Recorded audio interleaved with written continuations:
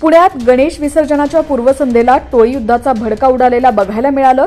माजी नगरसेवक वनराज आंदेकर हत्या प्रकरणातील आरोपी गणेश कोमकर याचा 19 वर्षीय मुलगा आयुष कोमकर याच्यावर 2 जणांनी गोळीबार केलाय।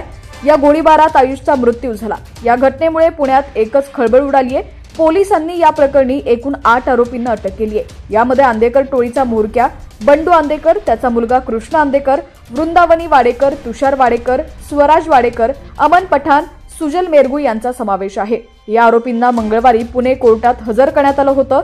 यावेळी तपास अधिकाऱ्यांनी या घटनेबाबत धक्कादायक माहिती दिली आहे। तसंच सरकारी वकिलांनी देखील महत्त्वाचे मुद्दे मांडलेले आहेत। बंडू आंदेकर यानं कोर्टात आपला या हत्येशी कोणताही संबंध नसल्याचं म्हटलंय। आपल्याला या प्रकरणात गोवण्यात आल्याचा दावा बंडू आंदेकर यांनी केलाय। घटना घडली तेव्हा आपण केरळमध्ये होतो असंही बंडू आंदेकर म्हणाला। पण बंडू आंदेकर याचा दावा तपास अधिकाऱ्यांनी खोडून काढलाय। हत्या नेमकी कशी झाली याची माहिती तपास अधिकाऱ्यांनी कोर्टात दिली। आयुष कोमकर याच्या हत्येचा एकूण 13 जणांनी कट रचला होता अशी माहिती तपास अधिकाऱ्यांनी कोर्टात दिली आहे। यापैकी 13 पैकी 2 जणांनी पुण्याच्या भवानी पेठेत जात आयुष कोमकरच्या घराखाली असलेल्या पार्किंगमध्ये जात गोळीबार केला होता। त्यांनी आयुषचा खून केला। बाकी आरोपींच्या सांगण्यावरून 2 आरोपींनी खून केला। आता या प्रकरणात आरोपींनी हत्येसाठी वापरलेली पिस्तूल आम्हाला जप्त करायची आहे। आरोपींनी पिस्तूल कुठून आणल्या तसंच त्यांच्या गोळ्याही कुठून आणल्या याचाही तपास करायचा आहे। शिवाय इतर 5 आरोपी देखील फरार आहेत, त्यांना शोधायचं आहे। ते आरोपी कुठे गेले याबाबतची माहिती याच आरोपींकडे आहे, त्यामुळे त्यांना शोधायचं आहे असं तपास अधिकाऱ्यांनी सांगितलेलं आहे।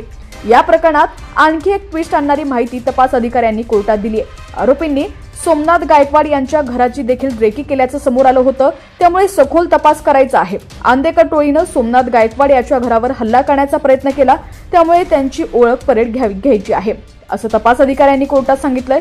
सखोल तपास करायचा आहे। दाखल गुन्ह्यातील आरोपींनी सोमनाथ गायकवाड याच्या घराची देखील रेकी केली होती। त्यांच्यावर भारती विद्यापीठ पोलिसात गुन्हा दाखल आहे। आंदेकर टोळीनं हा खून केलाय। आंदेकर टोळीनं याआधी आंबेगावमध्ये सोमनाथ गायकवाड याच्या घरी हल्ला करण्याचा प्रयत्न केलाय। त्यांची ओळख परेड घ्यायची आहे असं तपास अधिकारी म्हणाले। याशिवाय या प्रकरणातील अनेक आरोपी हे रेकॉर्डवरचे गुन्हेगार आहेत। अनेकांवर 2 ते 3 गंभीर स्वरूपाचे गुन्हे दाखल आहेत। हे एक गँगवॉर आहे। आरोपींनी कट रचून खून केलाय अशी माहिती तपास अधिकाऱ्यांनी कोर्टात दिली आहे।